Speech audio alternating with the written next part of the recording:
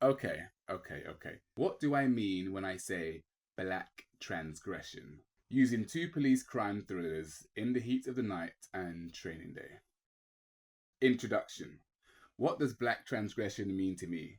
To me, Black Transgression in cinema describes any black lead character that crosses moral boundaries or goes against or beyond the social mores and sensibilities of the time. The transgressive lead can be found in many genres, but I've pulled this definition from the transgressive film genre. The transgressive film genre tests the limits of what an audience can stomach. Many of the infamous examples of transgressive films retain their power to shock and show that even decades later, we still grapple with so many of the same societal and moral anxieties. Films in the transgressive genre range from Harmony Korine's Gommo, Remy Belveau's Man Bites Dog, to Mike Leigh's Naked. These films test the limits of how cinema can make you feel. They aim to make you want to take offense or make you sick from the type of violence or lifestyle portrayed on screen. Why am I interested in the theme of transgression? First of all, I'm a writer that likes mixing genres and dramatizing political and social issues. I'm a writer who can't help but interrogate the lines of race and gender in my work. I was brought up on a diet of high and low, Malcolm X, Gummo, basse-moi, and everything in between. I have a penchant for the transgressive, for exploring the lovable hero who makes you stretch your moral compass depending on what side of privilege you sit on. Transgressive characters do not only exist in transgressive films. Transgressive characters are used in other genres we are comfortable with to stir things up. These transgressive characters act as interlopers, an interrogator of social norms. Thus, these characters are important to a cinema that wishes to be at the pulse of social and political change. The two films I will be exploring both come from the police detective thriller, and both have black transgressive lead characters, Sidney Poitier's Tibbs in The Heat of the Night, and Denzel Washington's Alonzo in Training Day. Having two black police officers almost automatically makes them anti-heroes, merely by existing in the space of white authority. None of that for you, huh, Virgil? There has never been a time in America where blackness and the police wasn't transgressive. And Hollywood has mirrored this by putting black police officers in the most genre-mixing, transgressive police stories. Both portrayals are a representation of specific American history. In the Heat of the Night was made 3 years after segregation was abolished, and Training Day was made in 2001, 37 years after segregation was abolished, the year of 9/11, and an era where black culture and black music began taking over the charts for the first time. Both films can't help but have an element of their narrative speak to the propaganda film Birth of a Nation. Birth of a Nation is a 1915 American silent epic drama directed by D.W. Griffith, adapted from a novel called Klansman. It was called the most controversial film ever made and the most reprehensible racist film in Hollywood for its depiction of black characters as unintelligent and sexually aggressive towards white women, and for its heroic portrayal of the KKK. Since then, any moment the black experience is captured or packaged for a white audience, ideas of respectability politics arise. Respectability politics, or politics of respectability, rely on a degree of control over oneself and a sense of personal responsibility for how others perceive them. Here's what Poitier said once about the responsibility he has when choosing roles. It hadn't been widely expected, with opportunities so meager, that blacks could be scientists, statesmen, artists. Every time I stepped out, I felt the responsibility to do whatever I could to make pending success seem a natural expectation. To me, Sidney Poitier's Tibbs gave way to Denzel Washington's Alonzo. The same way Poitier, the actor, paved the way for Denzel, the actor. Both had similar trajectories. They were heartthrob leading men with respectability politics down to a T. If you do a quick search, here is how Tibbs' character is described. Tibbs, a black detective, is arrested when a white man is found dead. After his identity is revealed, the police seek his help in solving the murder case, as he earns their respect for his expertise. So in the film's most transgressive scene, the scene where Tibbs is slapped by Endicott, an affluent member of the community and heir to a former plantation, Tibbs' return slap is immediately known as the slap heard around the world.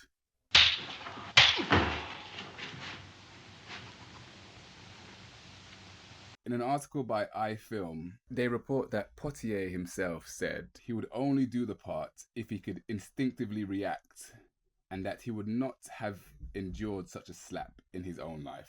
Exactly, a reaction. There were 2 slaps in that scene, yet the world only heard 1.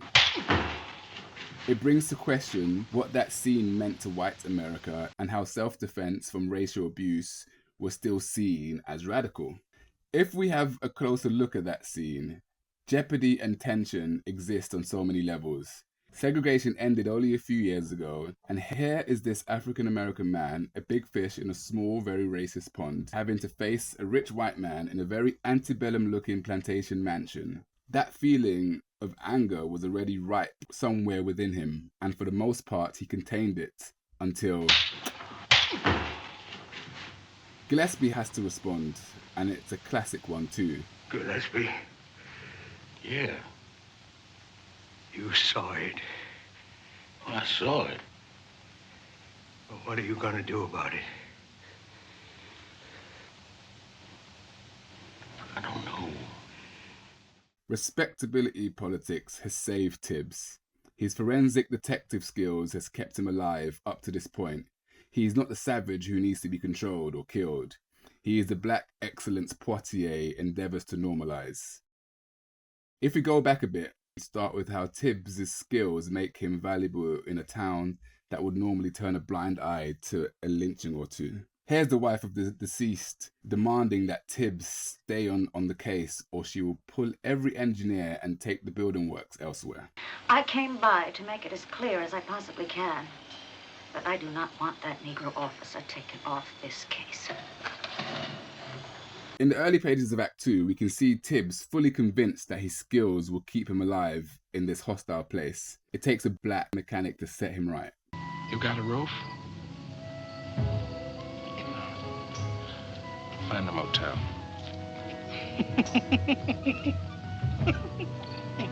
Bo, we got company. He feels so valued, so they're equal, his return slap was inevitable. With only a bulb of osmodine fern roots and a hunch, he is adamant Endicott is the prime suspect. And here is Gillespie's response. Man, you're just like the rest of us. Ain't you? Now Tibbs has both a single-minded drive, an archetype found in transgressive characters, and an understandable rage driven by the town's deep south plantation roots. But this mix leads him to the vengeful cross of the KKK, although the script calls them toughs, a more lenient term than the KKK. Anyway, Tibbs is cornered. Imminent death, if not for Gillespie's intervention. It is Gillespie who shines in this scene. In the previous scenes with the mayor, he was done with Tibbs. What's made you change your mind about Tibbs? Who says I have? Last chief we had, he just shot Tibbs 1 second after he slapped Endicott.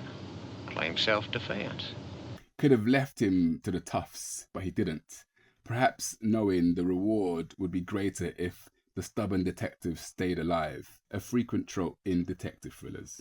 And because Act 2's jeopardy ends on race, Act 3 has to end on something just as complex but different.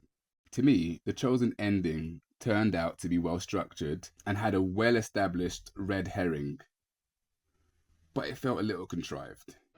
Liar! You stinking liar!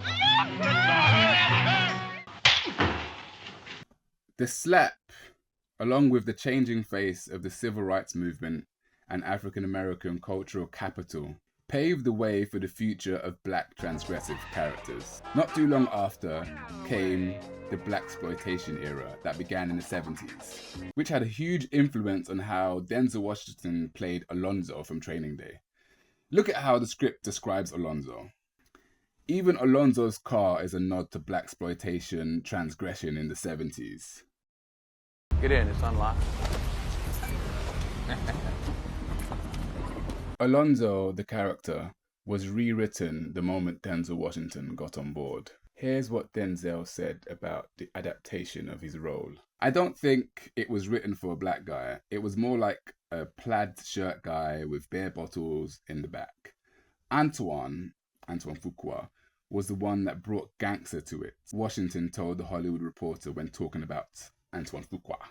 To me, Training Day continued where the slap left off. Alonzo is fighting for his life, for crossing a line, the same way Tibbs began fighting for his life after the slap. It doesn't take long for us to realize that Alonzo is a decorated detective who didn't get to where he is by playing by the rules. His introduction in the script is through a phone call. We only hear his voice. Hello? Yes. Don't worry, I will. Yeah, he's right here. Something as innocuous as a giggle from Jake's wife, the rookie cop, makes him suspicious. On the same page, Alonzo's phone conversation with Jake is colloquial, and his plans are not by the book. Oi. Yes, sir. Patrol ferries go to roll call. We don't go to roll call. Okay, that's good to know. Listen, there's a coffee shop at 7th and Whitman. See you there at 10 o'clock. Be in civvies. Comfortable shoes. Then we meet him at the coffee shop. The conversation between the two of them stresses even more how transgressive Alonzo is. It is. That you could be out there with a fine bitch for a year, and the most entertaining story that you can come up with to tell me is a drunk stop. Alonzo's anti-cop aesthetics and foul mouth help to set up the world that Jake and the audience are about to step into. A neo-noir city of lawless drug addicts, dealers, gang members, and dense side streets. We accept Alonzo's behavior as part of the mentor-rookie trope found in many cop thrillers. Their Act 1 conversations are also a way for Alonzo to grasp Jake's limitations. If a simple bit of clowning or sexism does it for Jake, we won't have a film. Can we not talk about my family, all right? I respect that. I'm married. I got my queen, too. And we keep watching not only because of Alonzo's nostalgic transgression, but because Denzel. Okay.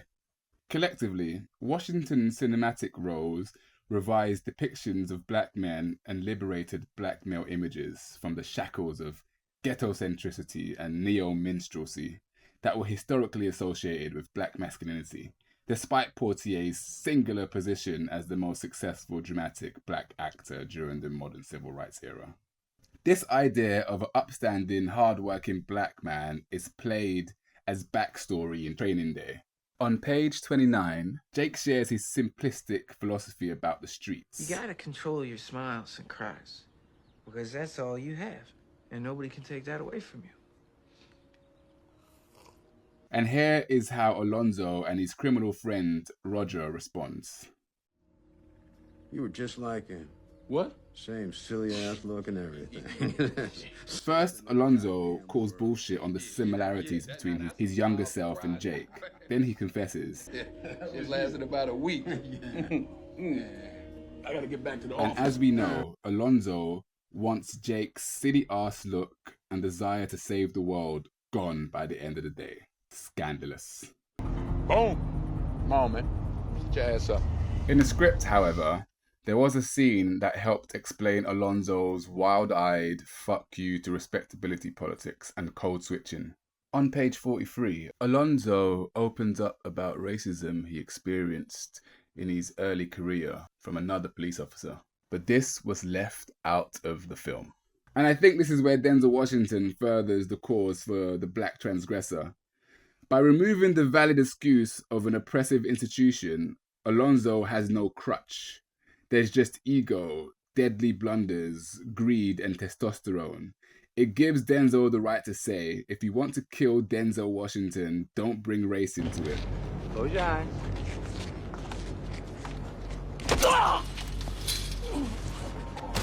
Lucky I don't have more pressing business. I cut your fucking dick off and stick it right up that little funky ass of yours, bitch. Damn. But again, similar to In the Heat of the Night, the ending of Training Day kind of falls short in the face of the realism it sets up at the beginning.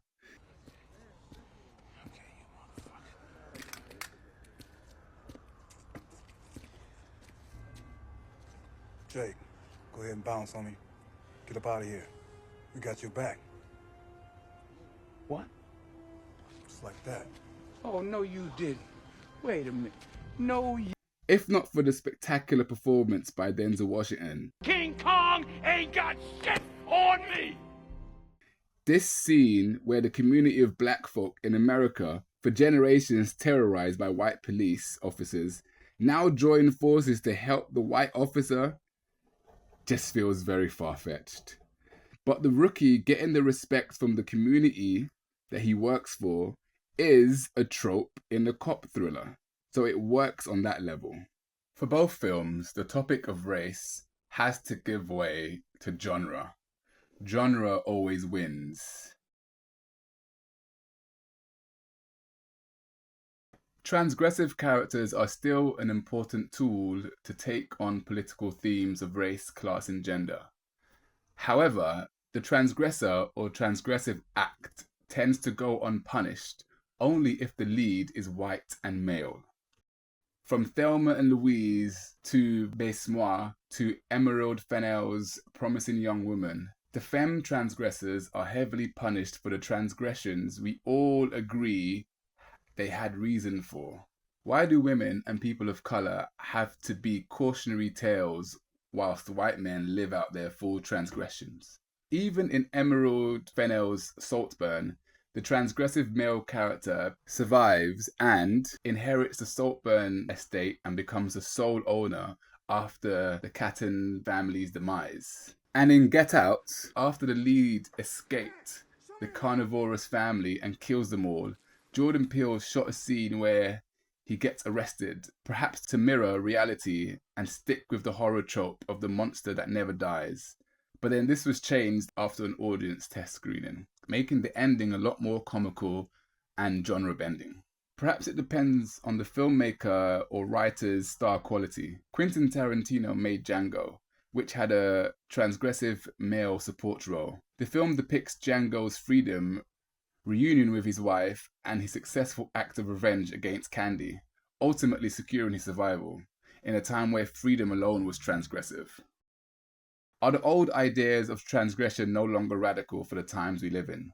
What are the new social norms a modern-day transgressive character has to tackle that don't end in a hail of bullets? Or perhaps a new form of transgression is involving the community in effecting change and not focusing too much on the actions of the few.